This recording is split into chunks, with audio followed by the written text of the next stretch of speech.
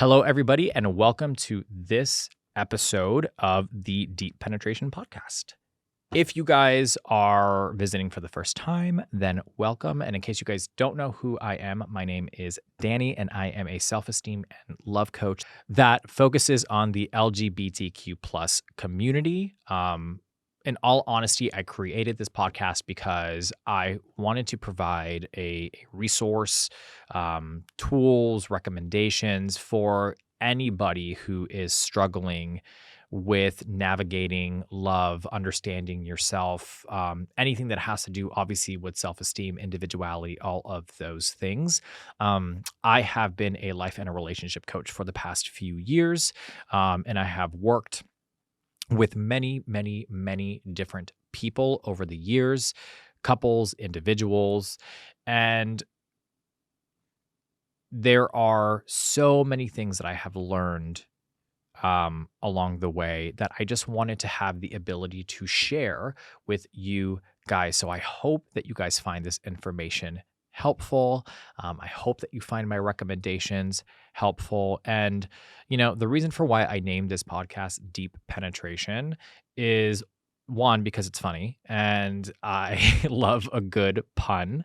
But the second reason was because, I don't know why I did three fingers, is because I wanted to go deeper, right? I wanted to really get to the root of some of these issues when it comes to just understanding self, understanding relationships and how to navigate them, understanding queer culture, all of those types of things. So that's why I created the podcast. All that just to say, we will cover a range of things, many different topics. Some will be a little bit more surface level. Some will be just generically about dating. And some of the episodes will be about us going deeper and really understanding the intricacies of self and dating. Anyways, let's not waste any more time on that. I wanted to jump into the topic for today, which is the 5 don'ts of using dating apps. You may have listened to and be familiar with one of the episodes that I recorded, which is the 5 do's of utilizing a dating app. This one is the 5 don'ts. So, what is the very first thing that I tell clients all the time? And it is, do not create a fake profile. And let me clarify, I don't mean that you're going to go and snatch some photos off of Google and use them as your own. That's actually called catfishing. So let's not do that. What I mean is creating a profile that is not authentic to yourself, creating a profile that is not an accurate depiction of who you are, creating a profile that fits a model or fits what you think other people are wanting to see from you.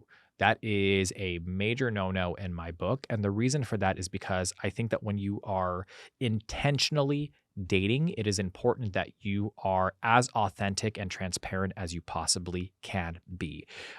Vulnerability is huge. It's a big part of dating in general. And I know it probably scares the living shit out of most people, but it's a necessary part of being able to connect to somebody on a deeper level. So if you're already starting off with overly filtered and airbrushed and edited photos, you're not being real. You're not being real with others. You're not being real with yourself. Throw a few candids in there. Throw a few photos in there that maybe you're not super in love with, but that show who you are and show your personality and show a facet of yourself that will attract real people that are looking for a quality relationship. The second thing here is not having a clear understanding of what it is that you are looking for. So what I tell people all the time, and I kind of touched upon this in the previous podcast, which is you have to ask yourself the question, why am I downloading this app? What's the purpose? What am I trying to achieve? What am I trying to fulfill? What am I looking for?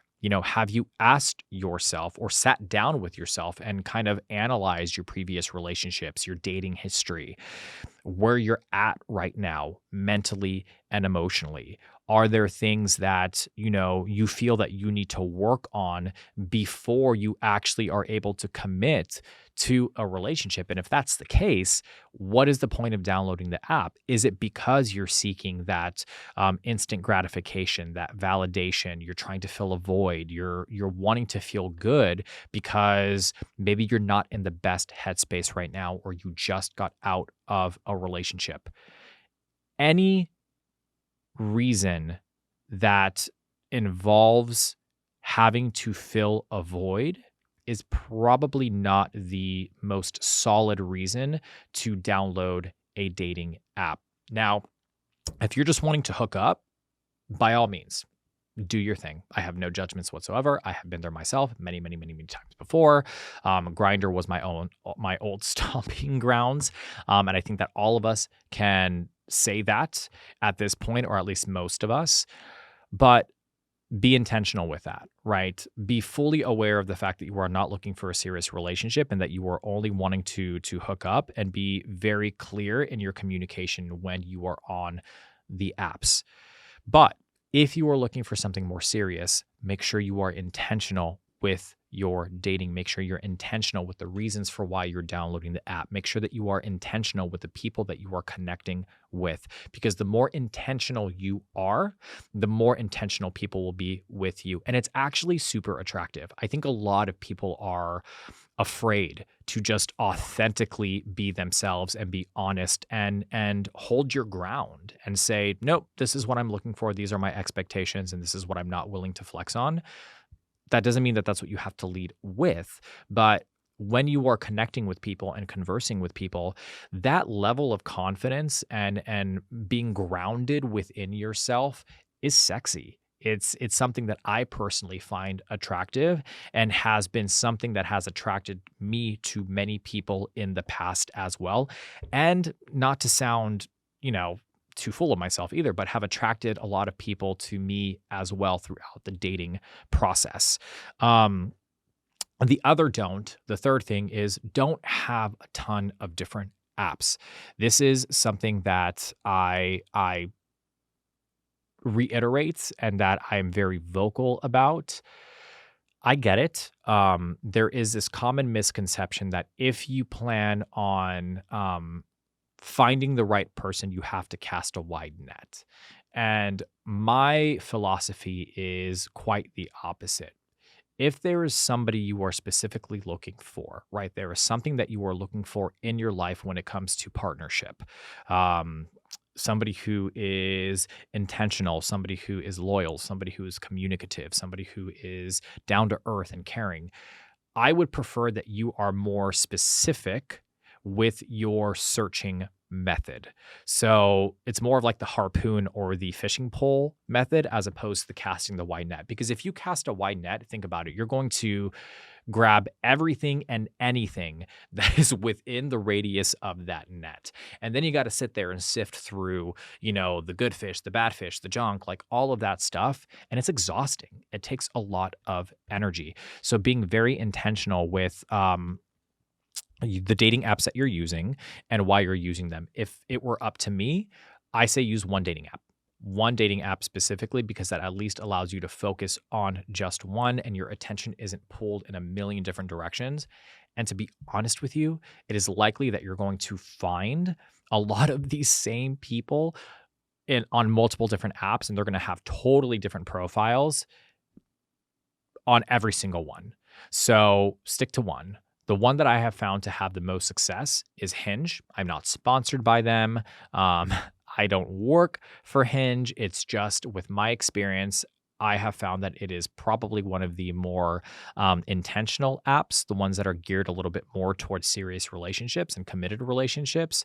And, it's the app that's meant to be deleted. So I myself have found success with that app, and I myself have deleted the app. So that should tell you what my dating status is. So making sure that you are focusing on one. The fourth thing here, and it kind of piggybacks off of what I said prior, which is don't use the apps for validation. If you're looking for validation, like go to your friends, go to your family, go out to a gay club and, flirt with somebody. That's all fine. But don't use something that is intended to help you find a committed, serious relationship and diminish it to something casual. Right. Because essentially what you're just going to do is that you're going to create this very negative self-fulfilling prophecy for yourself, and you're going to classically condition yourself to only pull out these apps and use these apps for casual means. I know that if you are watching this video on YouTube or if you're listening to this podcast, it's probably because you're a little tired of the merry-go-round that is dating in the queer community and you're wanting something more serious. So try not to utilize the app specifically just for validation. And the fifth thing is don't trick yourself into thinking that you're not going to have to invest the time. 100% you're going to have to invest time into dating. What I tell my clients is dating should not be a full-time job, but it should be a part of your weekly routine, right? So if you're going to sit there and tell me, well, I don't really have time to be on the apps and blah, blah, blah, blah, blah, do me a favor, take out your phone and look up what your current screen time is.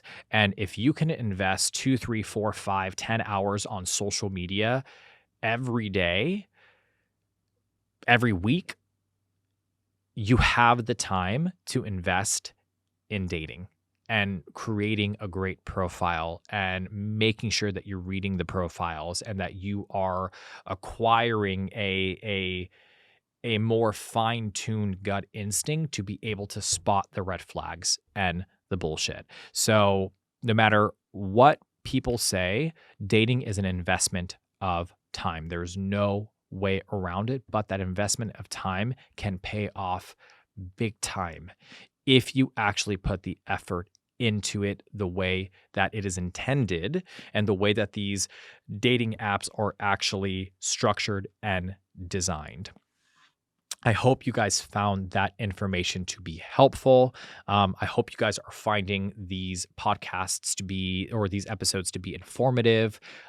Obviously, if you have any questions, feel free to leave a comment, reach out to me via social media, on the website, via YouTube, whatever it is. I love to interact with you guys. I love to hear what you guys have to say.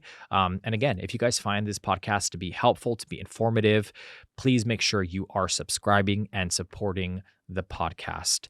Again, my name is Danny, and I will see you guys in the next episode.